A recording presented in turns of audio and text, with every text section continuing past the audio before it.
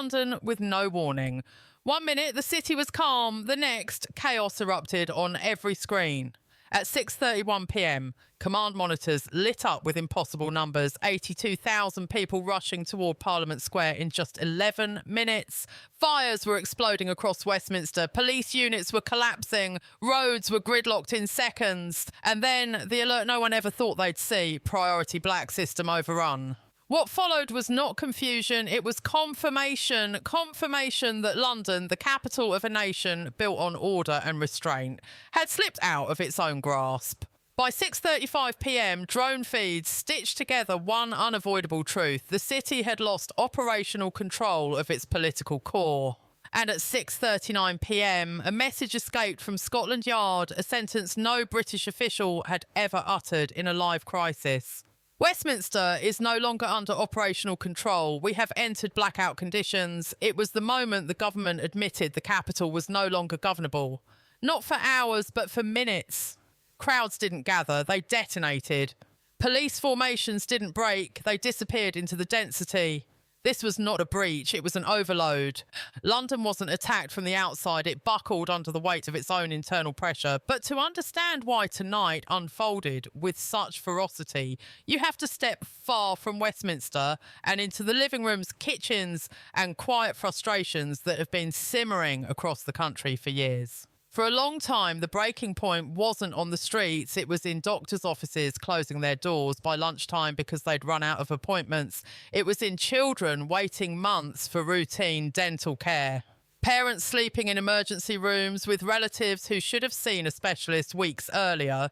In ambulances that arrived not late but catastrophically late. In the slow disappearance of mental health services that were once considered the backbone of community support. People notice when the systems that once held them up stop answering their calls.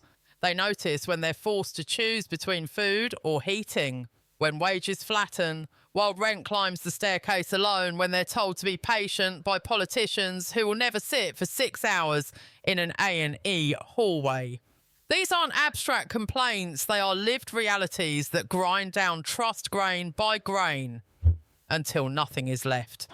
Then came the figure that turned fatigue into fury. £8 million every single day being spent to house asylum seekers in hotels. For many citizens, the anger isn't aimed at the migrants themselves. It's aimed at a government that seems able to find money instantly when the beneficiaries are not the taxpayers footing the bill. Because when a struggling parent walks past a hotel providing 24-hour meals, private security, taxi vouchers and guaranteed shelter while their own child studies in an overcrowded classroom, it doesn't feel like a humanitarian act. It feels like a misalignment so profound it borders on betrayal. Britain's social fabric is built on fairness, on the belief that sacrifice when required is shared. But when libraries close, when parks are neglected, when youth centres evaporate, when veterans wait months for basic support, when potholes become local landmarks and simultaneously billions flow into temporary hotel contracts, that sense of fairness snaps.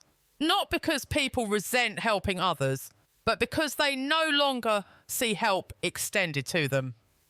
There is another layer, one harder to quantify, harder to say aloud: the speed of change. Many long-time residents will tell you quietly that their hometown no longer feels like their hometown.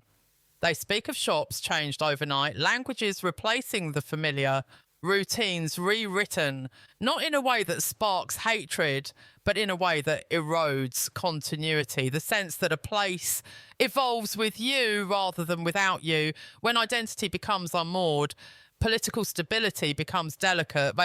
When 2/3 of the population tell pollsters they feel betrayed, that's not a statistic. It's a wound.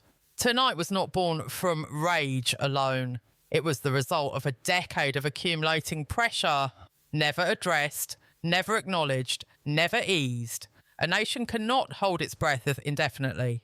At 7:14 p.m, as Westminster's barricades collapsed, 15,000 people split off from the main surge. They moved west toward Paddington, toward Kensington, toward the hotels that had become symbols of national frustration.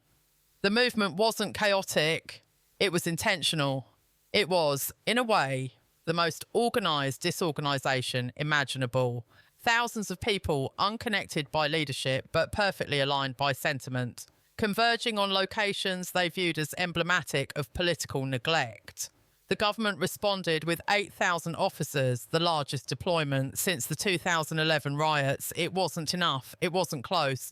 Police formations weren't broken by violence but by physics. Units reported being swept backward by the sheer pressure of bodies pressing forward. Some officers were lifted off their feet, carried along by the crowd's current, unable to resist the momentum. Shields didn't shatter, they sank. The system wasn't breached, it drowned. Then at 7:22 p.m, something even more serious rippled across the command structure. The level black alert, already unprecedented, triggered its automatic escalation. The red alert cascade, a government-wide protocol reserved for scenarios in which civilian control is judged to be failing. And that's what tonight represented. Not a protest, not a riot, a systemic failure. Inside Downing Street, the pressure fractured the chain of command. If the Prime Minister cracked down forcefully, he risked being framed as authoritarian and dismissing legitimate grievances. If he held back, he looked weak, incapable, adrift. If he hesitated, he lost the trust of those who demanded action. Every option carried political consequences. Every path opened a new crisis. Though the Home Office demanded border action, the Treasury warned of economic catastrophe. Humanitarian leaders insisted on restraint. Backbench actors panicked. The machinery of government, built on slow deliberation, encountered a moment that moved far faster than it could process, and so the machine stalled. A leaked note from the Cabinet Office summarised it bluntly. If border stabilisation is not enacted within weeks, prolonged civil unrest is likely. Tonight didn't just prove the risk, it fulfilled the warning. What unfolded on London streets wasn't the collapse of a country, it was the unveiling of fractures long concealed beneath political language and polite debate. When 50,000 people overwhelm the capital, when emergency services issue red alerts on their own citizens, when seasoned officers whisper, "We can't hold the line," the message is unmistakable. The pressure inside Britain has surpassed the capacity of its institutions. And for years, the public has been told everything is under control. The government will attempt to reassert control. Communities will demand answers. But long after the fires are out, tonight will linger as the night Britain changed. Because nations do not fall in a single night, but they can shift direction in one. And tonight, the shift began.